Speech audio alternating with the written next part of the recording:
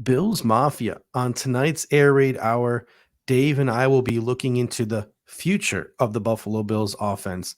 That is what they will look like in 2025 and beyond. We'll talk about Spencer Brown, who is probably the Buffalo Bills' biggest pending unrestricted free agent. We'll talk about other guys who are playing on expiring contracts on the Buffalo Bills offense. And we're going to take a way too early look at maybe some position groups the Buffalo Bills could be targeting in the 2025 NFL draft. But first,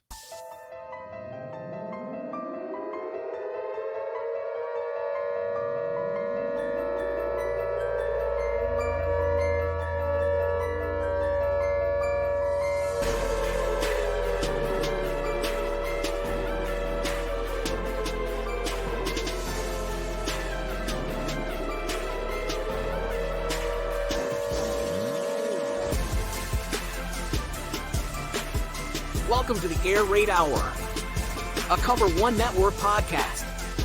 Here are your hosts, Judge Mathis and Tilt Money. welcome in Bills Mafia to the Air Raid Hour presented by Picasso's Pizza and the Cover One Sports Network. This show airing Thursday at 9 p.m., meaning the Buffalo Bills will have completed their mandatory minicamp and their off-season workouts, and they are packed away and ready for training camp by the time that this show airs. And that'll be our homework this weekend, Dave. Looking forward to it, going through.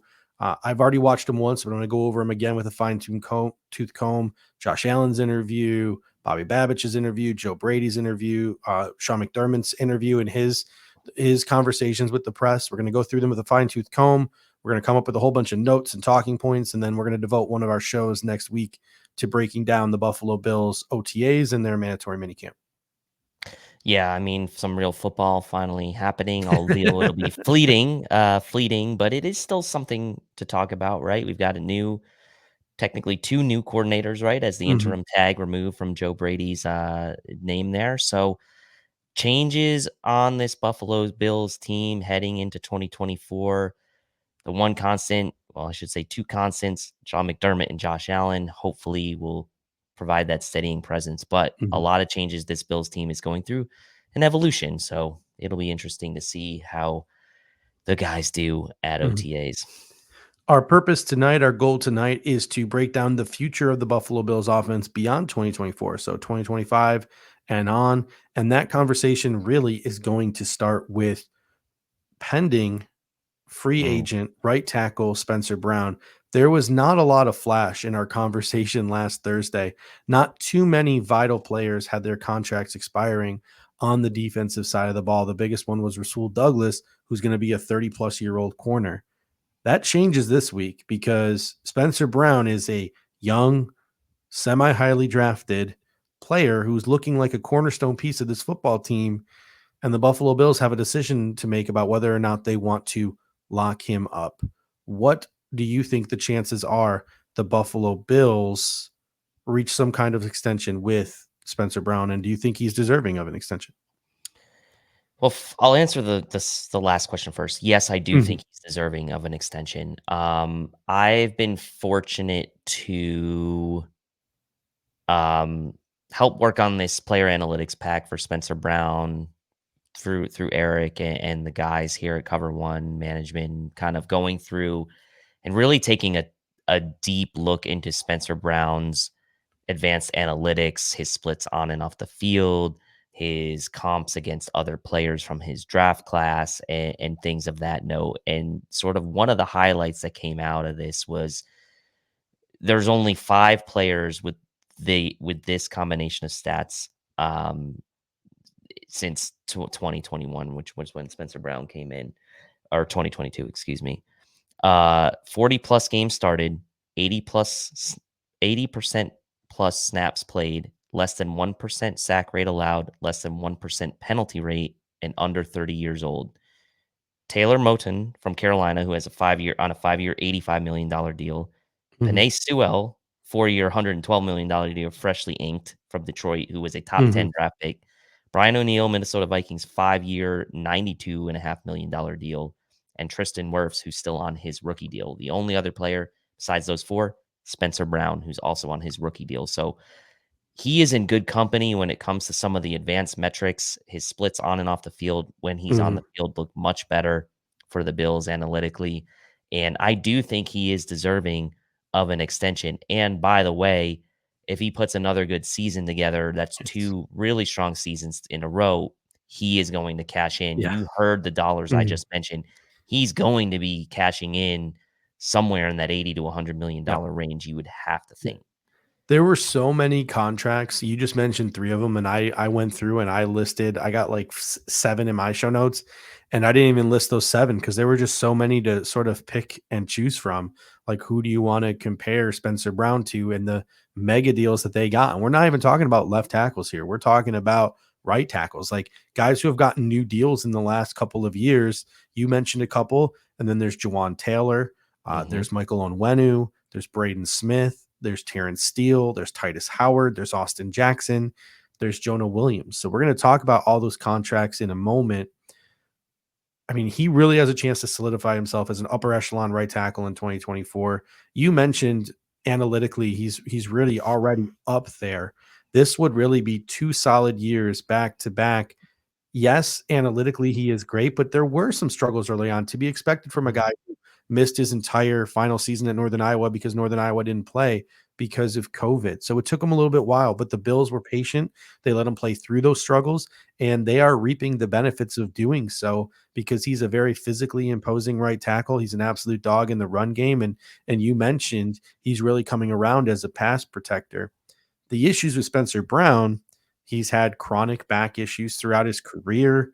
He's had the shoulder injury now, so he's missing all these OTAs. Lyle Collins is taking the reps at right tackle. So injuries are a question. And the Buffalo Bills also invested a significant amount of money at left tackle in extending Deion Dawkins. So how much money do you really want to dump into one position, even though they are bookends, left tackle, right tackle? These are the questions that Brandon Beane sort of has to think about. I'm going to ask you personally, would you rather work out a deal with Spencer Brown right now and save some cash? Or do you want to see what he puts on the football field and whether he stays healthy in 2024?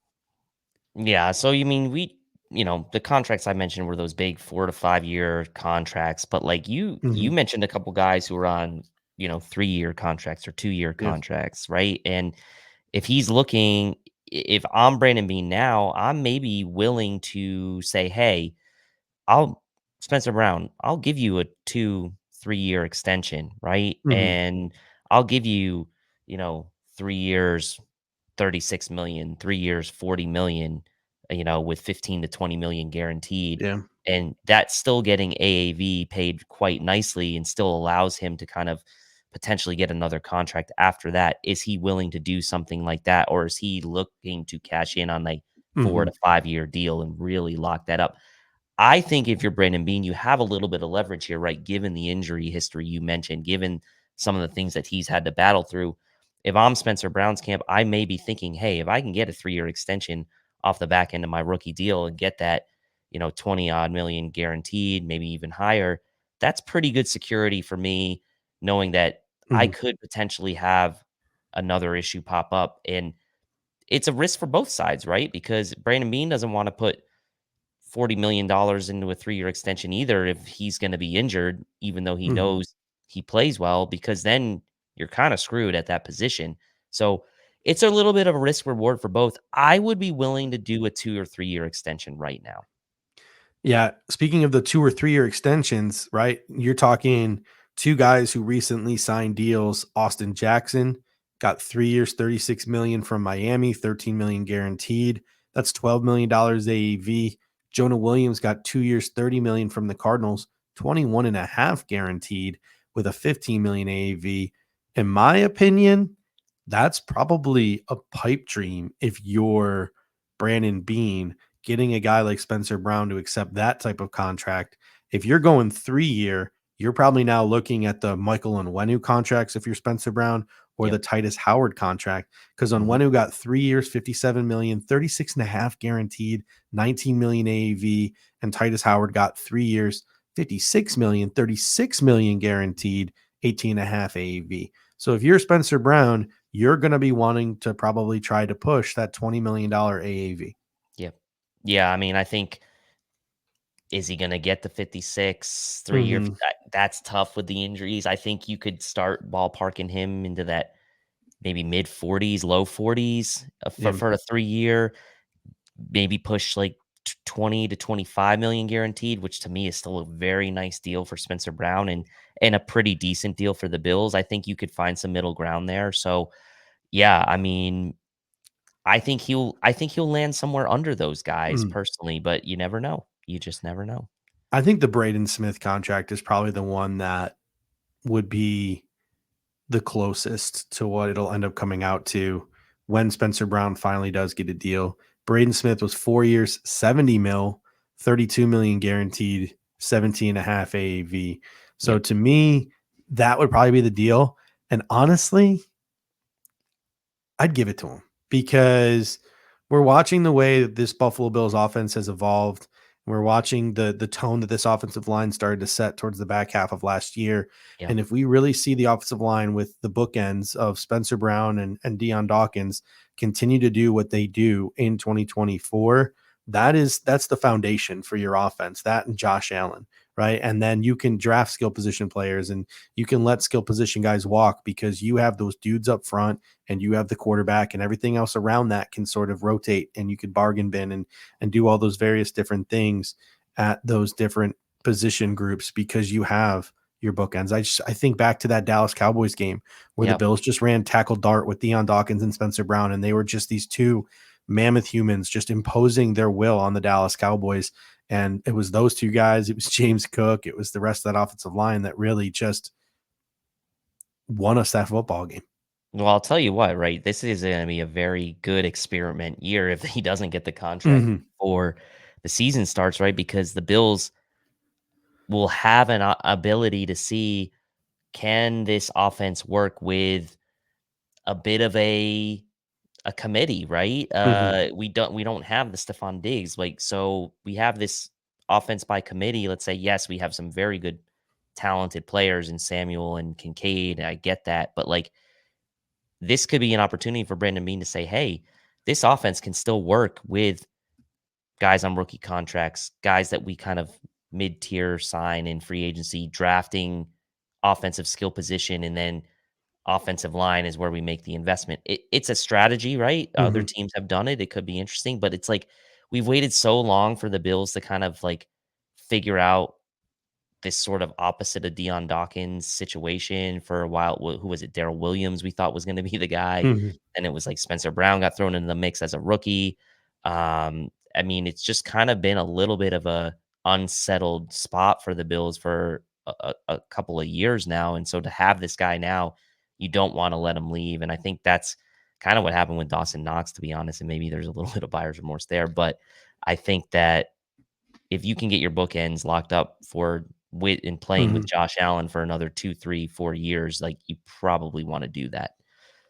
I mean, I know the Buffalo Bills drafted some guys like Tillin Grable, and I'm already blanking on that 7th round guy who's never taken a snap's name, right? They added some tackles. They got Ryan Vandermark, but there's no Terrell Bernard waiting in the wings like there was with Tremaine Edmonds, right? Travis Tremaine Clayton, Edmonds, I think he was you who you're know, thinking. yeah, Travis Clayton, thank you.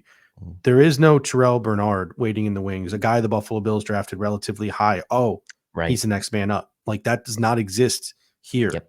For Spencer Brown, it's a guy we got off the street in Ryan Vandemark, a guy we got as a UDFA in Richard Garage. It is Tillin Grable. It is a guy who's never taken a snap in football, and Travis Clayton. Like Lyle Collins, who's also on a 1 year expiring deal. We're going to talk about him in a moment. Like not a lot behind Spencer Brown. So if you're the Buffalo Bills, who's your starting right tackle in 2025? Is it a veteran who you're paying like half the money you're spending on Spencer Brown and probably getting half the return on?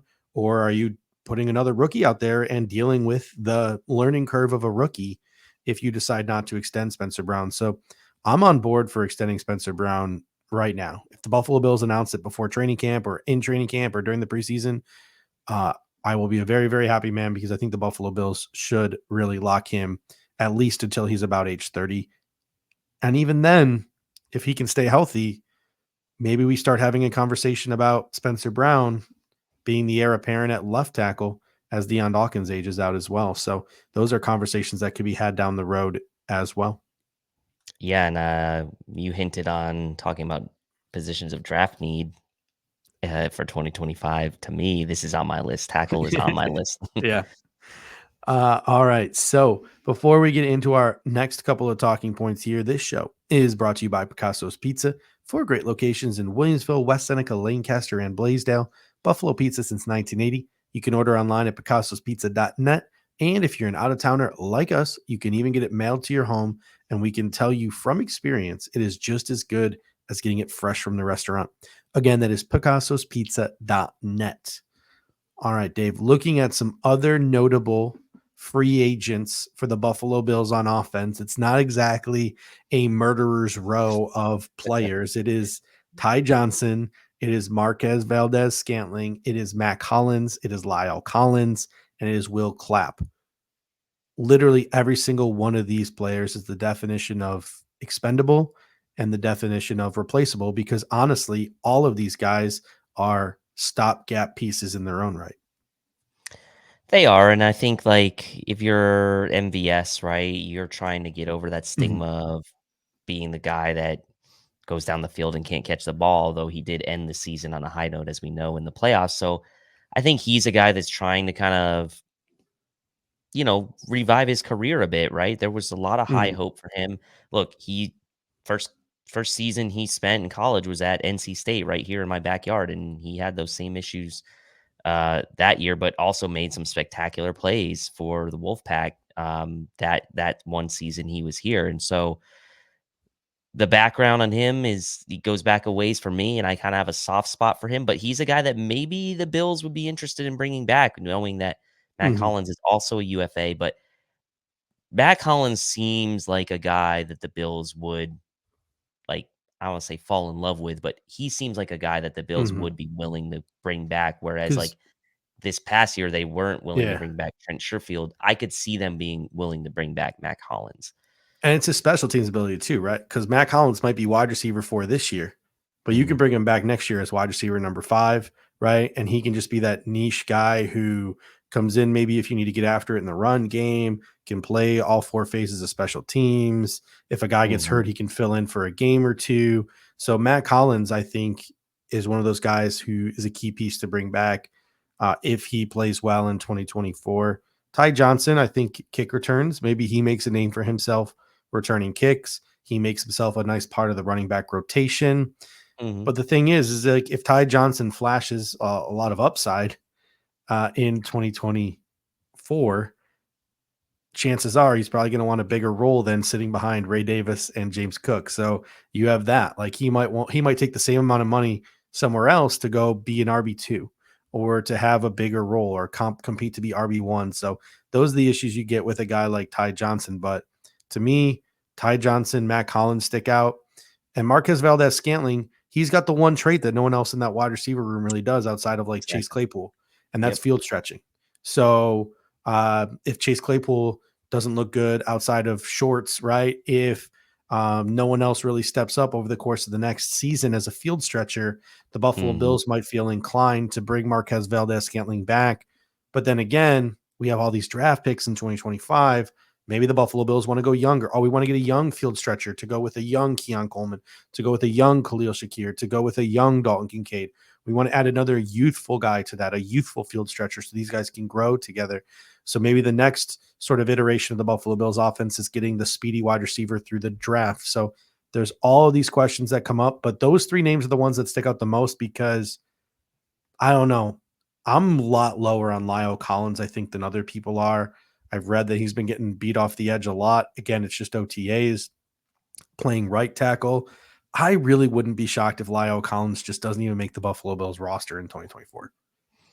yeah, I think a lot will depend on what the Bills envision for Vandemark. Do they expect Vandemark to be the swing tackle, right? Play both left and right. Mhm. Um, is Alec Anderson in the mix to potentially play tackle as well? We know he can play all across the line. I don't expect Tylen Grable or Travis Clayton to make the team. So those are more like project type guys. Richard Garage maybe has an outside chance to Mhm. make the team as that guy. But I am kind of with you. Like Lyle Collins to me is just a guy. He kind of like I hate to bring Lyle Collins down to this level, but he's like Bobby Hart-ish to me. I just don't see it, man. Like I know you need a backup. And I still Mhm, think he's gonna start as the backup right tackle to start training camp. mhm. Like that's what I said a couple shows ago as well. But like it is not very inspiring the depth there behind Spencer Brown. So yeah, I'm kind of with you on Collins. All right, to close out the show this evening, let's take a way too early look at the Buffalo Bills 2025 Mm, NFL draft needs or just positional needs in general, because these can obviously be addressed in free agency as well. Things change, right? All the yeah. positions that we're talking about right now, guys can step up and we're talking and other guys can underperform. And we're talking about completely different position groups come Senior Bowl week when it comes time to really get to hammer home. But just looking and projecting this Buffalo Bills roster into 2025, let's just go. You can go first and I'll go second, and we'll just go as long as we can to sort of poke holes in this Buffalo Bills, the future of this Buffalo Bills roster, and some possible positions of need, some positions maybe when we go to watch college football this year, we're paying attention to.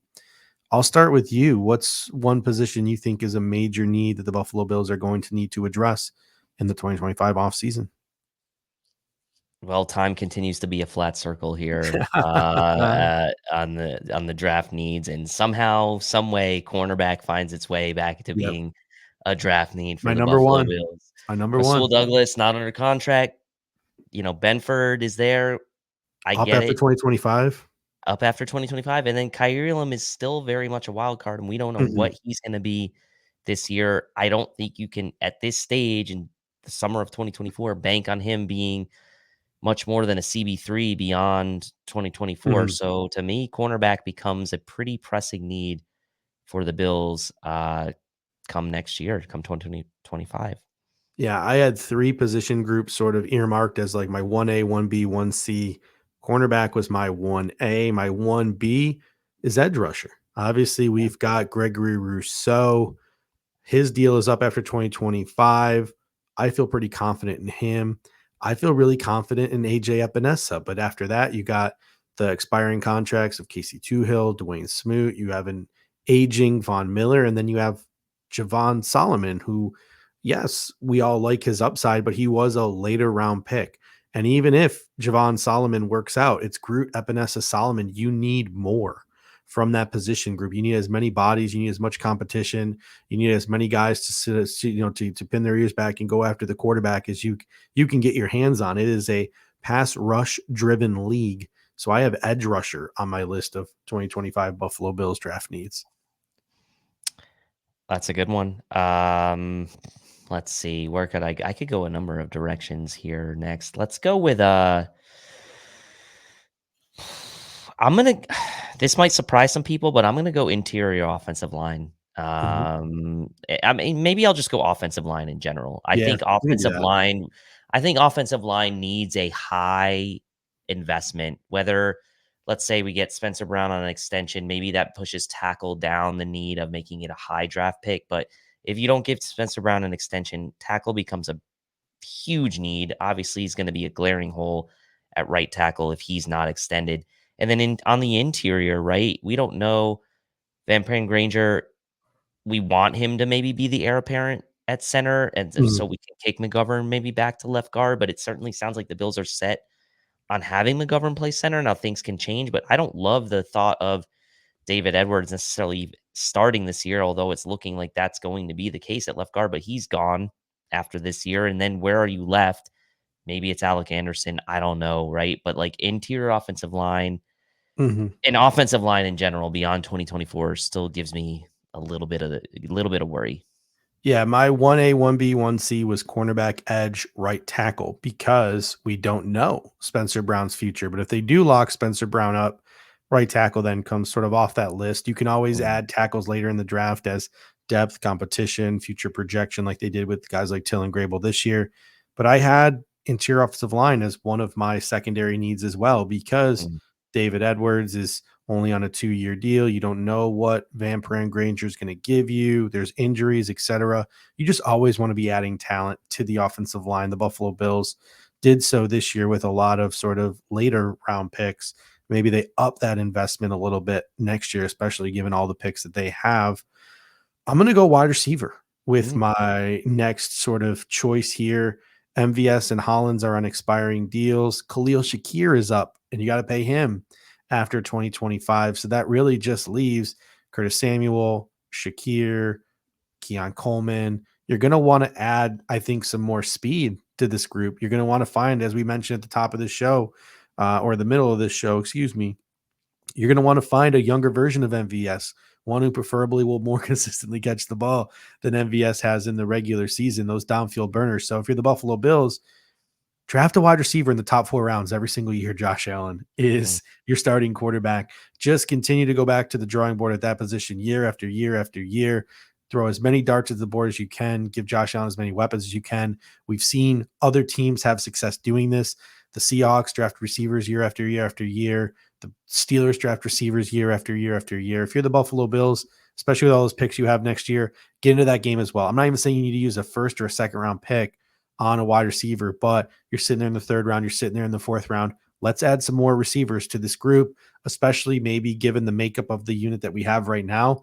Maybe start to look for some dynamic speed to add to that wide receiver room in 2025 with a younger player. So I'm going to go wide receiver here. Yeah, I like that because I think a lot of people wanted the double dip this year, and Mhm. rightfully so, right? This was a really good wide receiver class that was talked about a lot. But, with the numbers game, like in the Bills obviously going out and getting MVS, like that was the route they decided to take rather than double dipping this year and going like super youth movement in 2024. Now they can kind of spread it out a little bit. I like that idea of going after another wide receiver, maybe a day two guy as early as day two next year, early day three. So I'm with you there. I think that I could go a number of different directions with this next one, but I think I'll go with the continuous sort of like turnover of the safety room Mhm. here. Look, I love the Cole Bishop pick.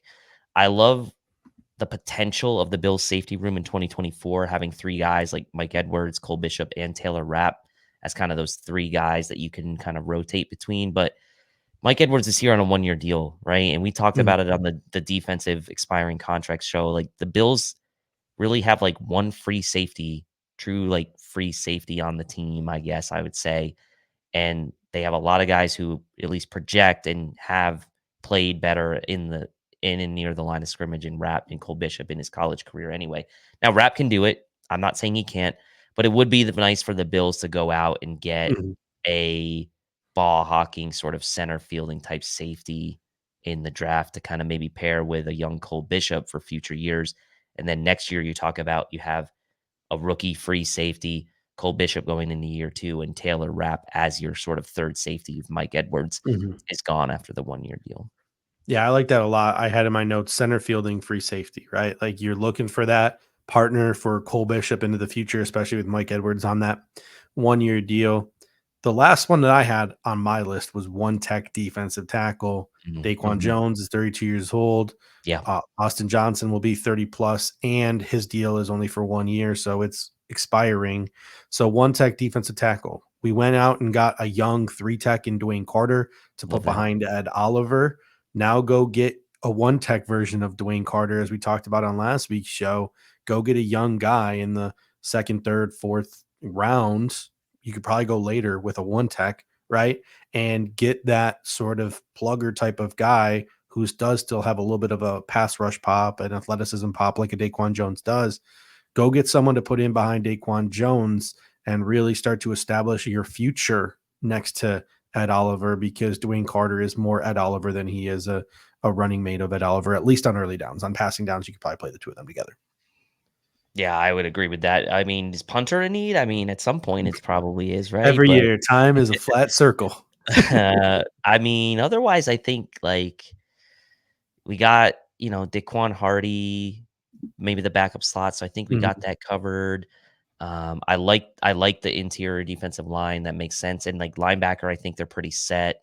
Maybe backup quarterback, like a true mhm, backup developmental quarterback at some point they'd want to invest in. But the Bills haven't really had the luxury of putting, I guess, money, I would say, into the backup quarterback, and they wanted to use their draft picks elsewhere, which I understand because they're trying to retool the bottom of this roster. But at some point, maybe they would want to take a look at a quarterback. All right, ladies and gentlemen, that'll do it for our show this evening, talking about the future of the Buffalo Bills beyond 2024, looking into 2025 and beyond.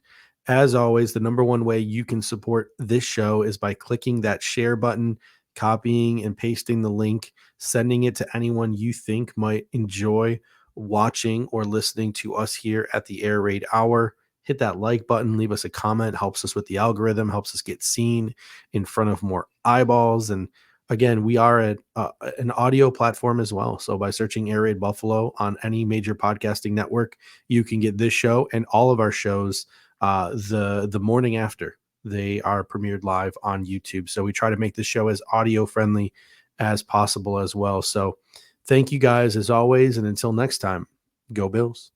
Go Bills. Thank you for watching tonight's episode of the Air Raid Hour. Make sure to hit that like button on the way out.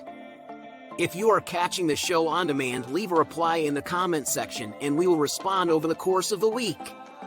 You can always listen to every episode next day on all major podcasting platforms, including Apple Podcasts and Spotify, by searching Air Raid Buffalo. Thank you for your continued support, and as always, go Bills!